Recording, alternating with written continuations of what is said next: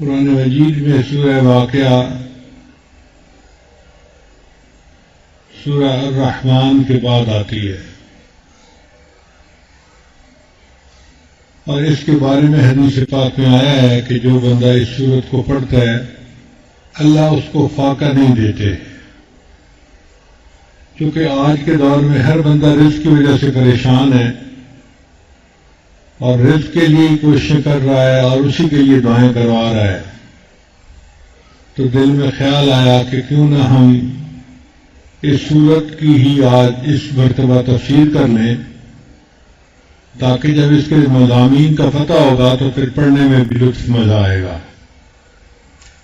فضائل تو بہت ہیں سورت کے، لیکن 3 احادیث آپ کے سامنے پیش کی جاتی ہیں۔ پہلی حدیث تفسیر کشاف نے لکھی ہے، من قرأ سورۃ الواقعۃ کل لیلۃ لم تصبہ فاقۃ ابدا، جو بندہ ہر رات میں سورہ واقعہ کی تلاوت کرے گا اللہ تعالیٰ اس کو کبھی فاقے کے عذاب میں مبتلا نہیں کرے گا۔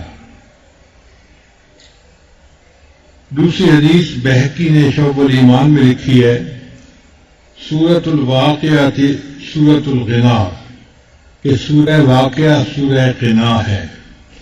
فقرؤوہا، اس کو پڑھو، وعلموا اولادکم، اور تم اپنی اولاد کو یہ سکھاؤ بھی صحیح، یعنی یہ سورت خود بھی پڑھیں اولاد کو بھی سکھائیں۔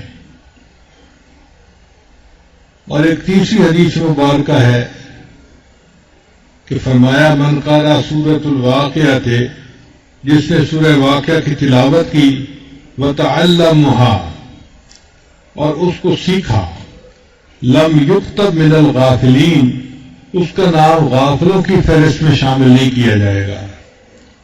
اصل میں یہ وہ الفاظ تھے جن کی وجہ سے میں نے اس سورت کو اس دفعہ کے لیے منتخب کیا۔